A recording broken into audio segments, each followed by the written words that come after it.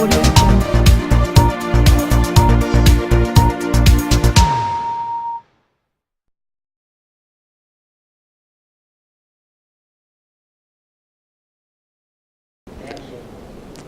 sedang menonton slot pendidikan TV Suara Pengguna. Pendidikan adalah sesuatu yang sangat mustahak di dalam hidup seseorang. Selepas menamatkan pengajian di sekolah rendah dan menengah, pastinya seseorang ingin untuk melanjutkan pelajaran ke Menara Gading. Anda sekarang berada bersama saya di UniKL iProm. Bersama saya adalah seorang pekerja kaki tangan dari UniKL iProm. Puan, Assalamualaikum. Waalaikumsalam. Puan boleh Puan kenalkan diri Puan dan jawatan dan siapa Puan di sini? Okey, Assalamualaikum. Anda sedang menonton TV Suara Pengguna.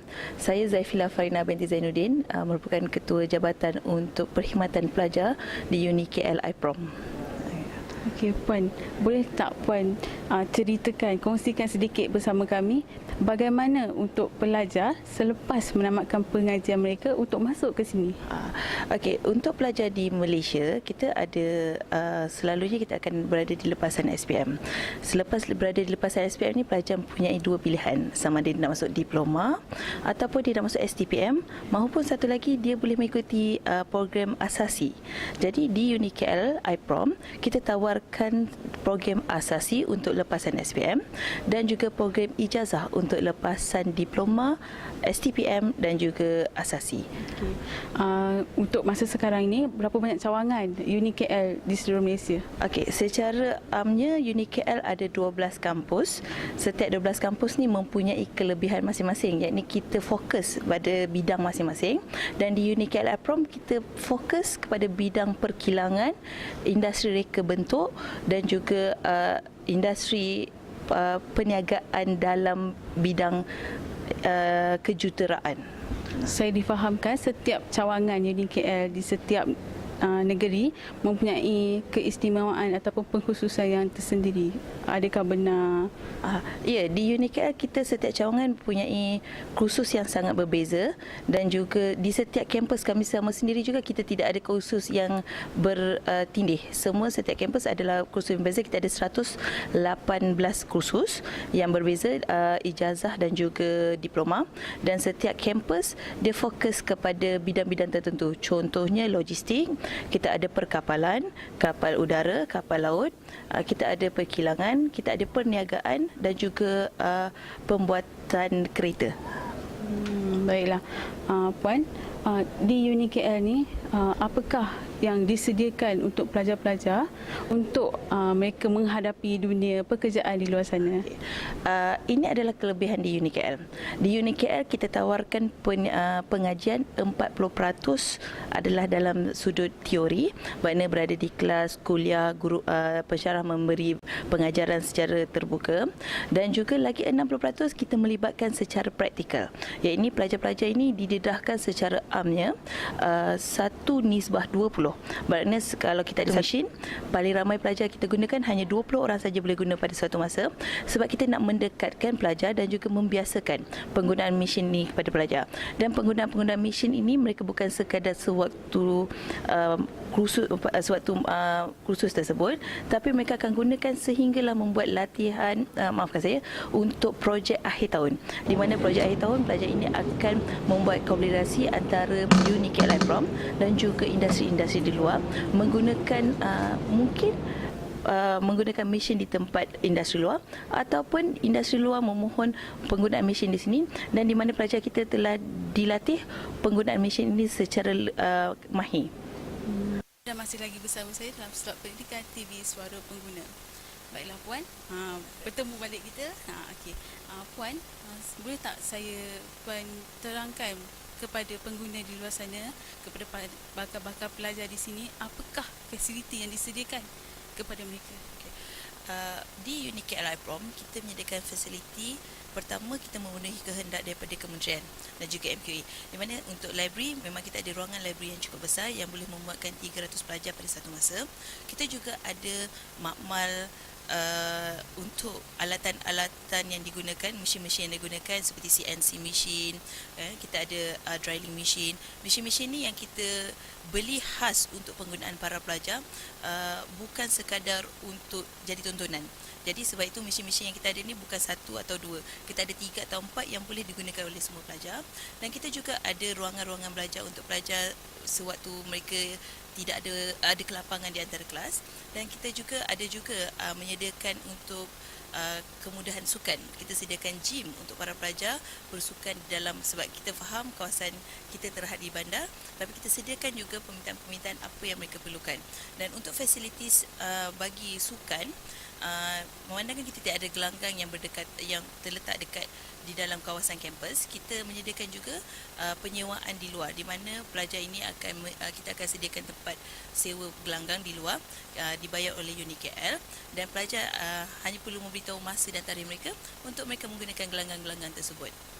Bagaimana pula dengan kemudahan tempat tinggal?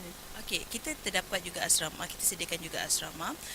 Memandangkan kedudukan kita, lokasi kita berada di tengah Kuala Lumpur, jadi kita menyewa beberapa apartmen untuk dipenuhi oleh para pelajar ini. Okey, untuk sementara ini, waktu ketika ini kita menyewa di Suria Putra, berdekatan dengan kawasan LRT Ceras, di mana para pelajar hanya menaiki train lebih kurang 3 stesen untuk sampai ke kampus kita lah. Dan di setiap rumah kita sediakan semua kelengkapan, dan maksimum untuk setiap rumah adalah 8 orang. Kini sedang berada di bengkel UniKL iProm. Okey, bersama saya adalah seorang kaki tangan di bengkel ini bernama Encik Rozaini. Okey, Encik Rozaini, bila pelajar-pelajar masuk ke dalam bengkel ini, apakah perkara yang paling penting untuk mereka? Okey, bila pelajar masuk di sini, yang paling penting ialah pemakaian dari segi keselamatan seperti kasut safety boot, lepas tu dia punya topi, mask, dan dia punya protection untuk glass. Jadi Cik Rozaini, apakah alatan-alatan yang disediakan untuk kemudahan pelajar di sini? Okay, di sini kita mempunyai beberapa mesin, yang antaranya milling machine, CNC turning machine dan EDM machine. Mana pelajar didedahkan dengan teknologi terkini dalam sektor pembuatan lah. Okay, boleh tak kami nak tahu lebih lanjut mengenai bengkel ni? Okey, kalau nak tahu, jom kita tengok bengkel. Cik Rozani, sekarang ni kita nak ke mana pula Cik Rozani? Okey, kita akan melihat projek akhir tahun pelajar, di mana dia akan menggunakan mesin CNC milling 3 axis di sini. Oh, jadi inilah mesin yang disebutkan tadi tu. Ya, ini milling mesinnya, milling 3 axis.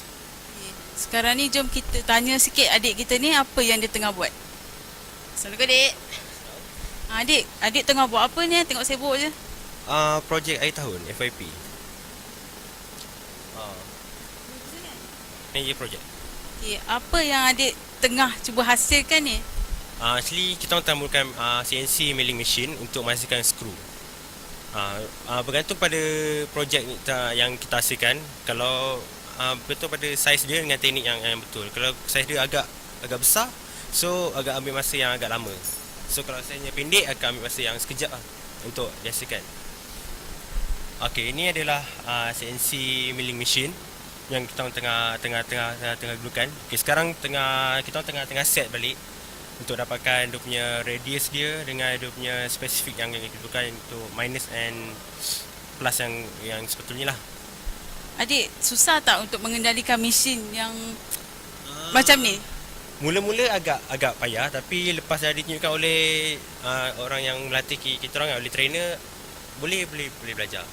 Bukannya benda yang kita tak boleh, sebab kita boleh belajar benda ni daripada basic sampai mahir. Jadi Cik Rozani, mall ni macam mana cara untuk digunakan? Okey, mall ni sebenarnya kalau dalam bahasa Melayu kita panggil acuan. Okey, biasa kita tengok pernah buat pembuatan bahulu kan. So kita memerlukan kita punya 2 acuan. So kita akan masuk bahulu tu, kita akan jadi satu produk lah kan. Bahulu tu lah produk tu. Sama juga macam mall, kita ada kita punya cavity dengan core. So kita akan menghasilkan produk contoh medal ni, saya adakan core, cavity, dia akan inject punya plastik. So akan menghasilkan produk tu lah. Benda-benda plastik kebanyakan berasal pada mold. Jadi mold ni digunakan, bahan dia kita boleh guna apa untuk jadikan sesuatu macam ni? Okay, contoh medal ni, bahan apa yang kita guna untuk jadikan medal ni? Okey, kita pakai plastik, banyak jenis plastik, PP, PPE, banyak lagi lah yang kita akan menggunakan ni.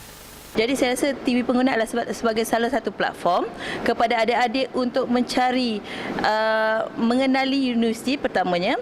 Yang keduanya untuk mencari universiti mana yang adik-adik benar-benar mahukan. Dan ketiga, adik-adik boleh membuat pembandingan antara universiti yang adik-adik rasakan selama ini cukup bagus dan mungkin ada universiti lain yang adik-adik tak pernah nampak, tapi inilah platformnya untuk adik-adik kenali lebih mendalam. Dan bagi saya, untuk adik-adik yang ingin memasuki alam IPT ini, Institut Pengajian Tinggi, carilah universiti yang adik rasa jurusan yang betul mengikut kehendak dan kemahiran adik-adik. Dan keduanya, pastikan universiti itu mendapat pengiktirafan. Dan juga yang terakhir, adik-adik perlu sedar bila adik masuk ke alam universiti IPT ini, sebenarnya adik-adik bukan sekadar untuk sebulan dua, tapi 3 tahun. 3 tahun adik-adik akan bersama rakan-rakan, bersama dengan universiti untuk mencari ilmu, untuk mengenali diri. Jadi pilih yang terbaik, dan saya pasti TV Suara Pengguna ini adalah salah satu platform untuk adik-adik buat perbandingan yang mana yang lebih baik. Jadi untuk semua, selamat menonton TV Suara Pengguna. Terima kasih banyak Puan.